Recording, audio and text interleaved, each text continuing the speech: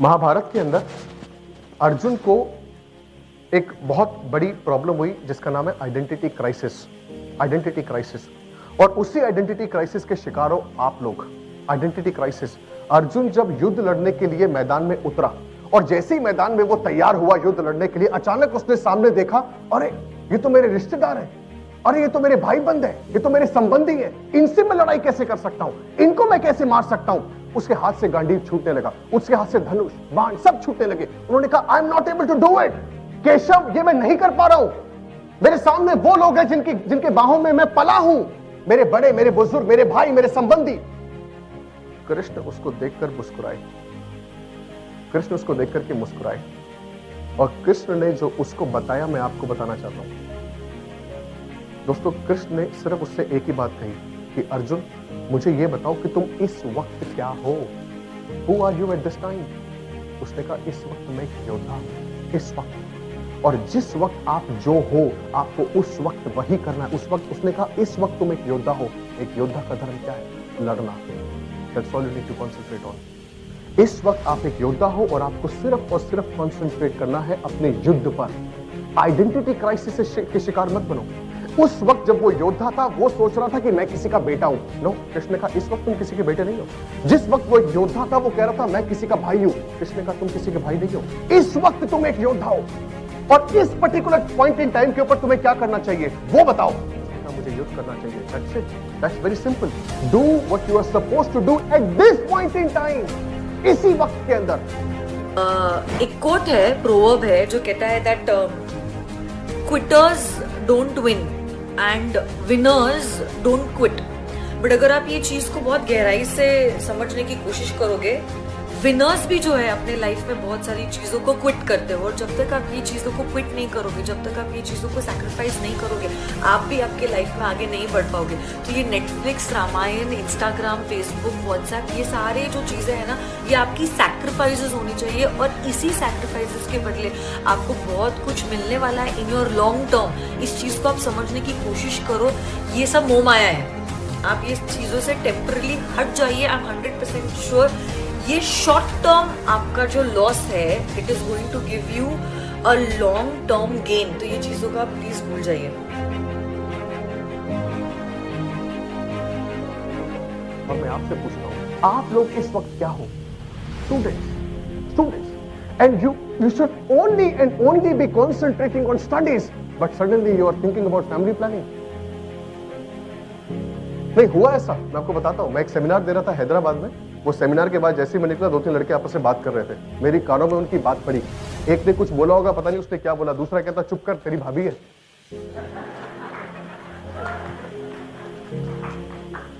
Identity crisis.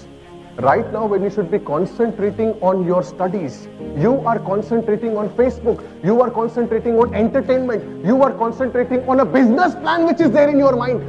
एक जबरदस्त business plan आया है दोस्त, अगर मैं इसको एग्जीक्यूट कर दूं मैं करोड़ों कमा लूंगा। Identity crisis, identity crisis. Who are you right now?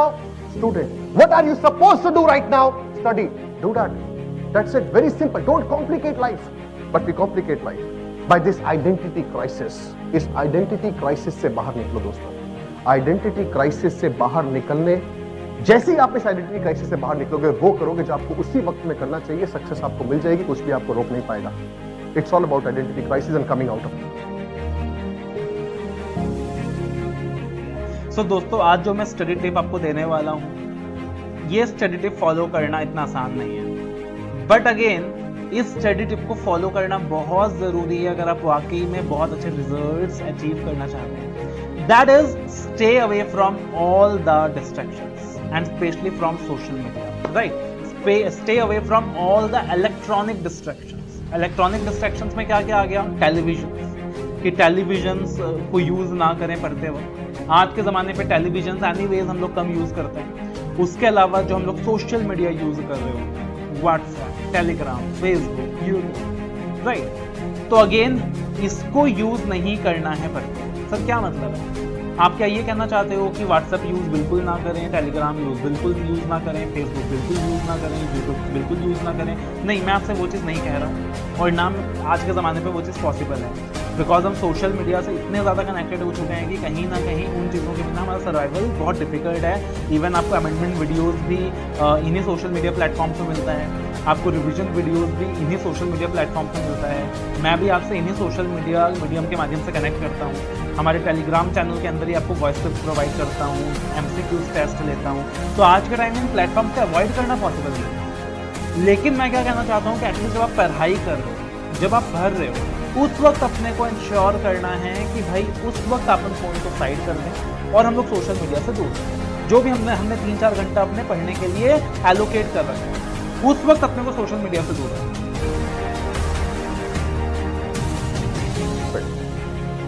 And you know what, जब आप कभी कभी डाइवर्ट होते हो अपने गोल से, कभी कभी अब lot of students send me message, they email me, they talk about their distractions. Sir concentrate नहीं कर पा रहा हूं, probably because of some attraction, probably because of social media, probably because of a family problem, whatever it may be। उसने कहा sir परसों मैं एक शादी में चला गया था, 3 दिन खराब हो गए, वापस जब से आया हूं कंसंट्रेट नहीं कर पा रहा। कई लोग कहते हैं कि सर जब से ये इवेंट हुआ है तब से मैं कंसंट्रेट नहीं कर पा रहा।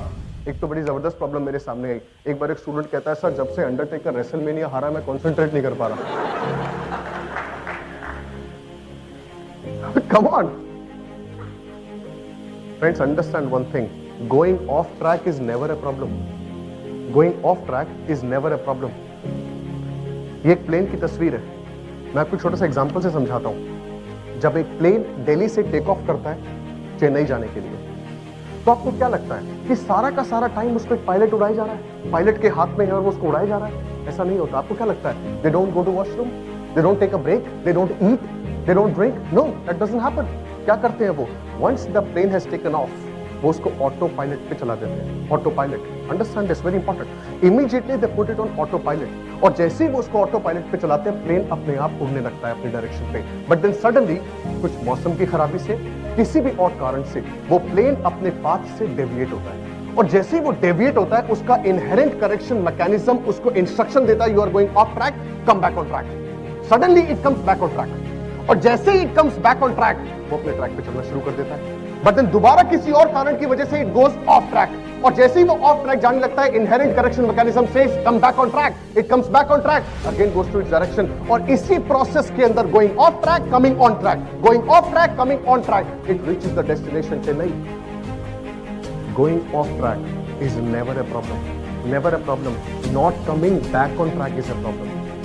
And most of you concentrate a lot on going off track. Sir 3 दिन खराब हो गए, इसलिए अब अगले 4 दिन और खराब होने वाले हैं। शायद वो क्रिकेट मैच हम हार गए, मैं कंसंट्रेट नहीं कर पा रहा। शायद ये हो गया, मैं कंसंट्रेट नहीं कर पा रहा। उसने मना कर दिया, कंसंट्रेट नहीं कर पा रहा। Going off track, going off track is never a problem. Not coming back on track is a problem. Understand this.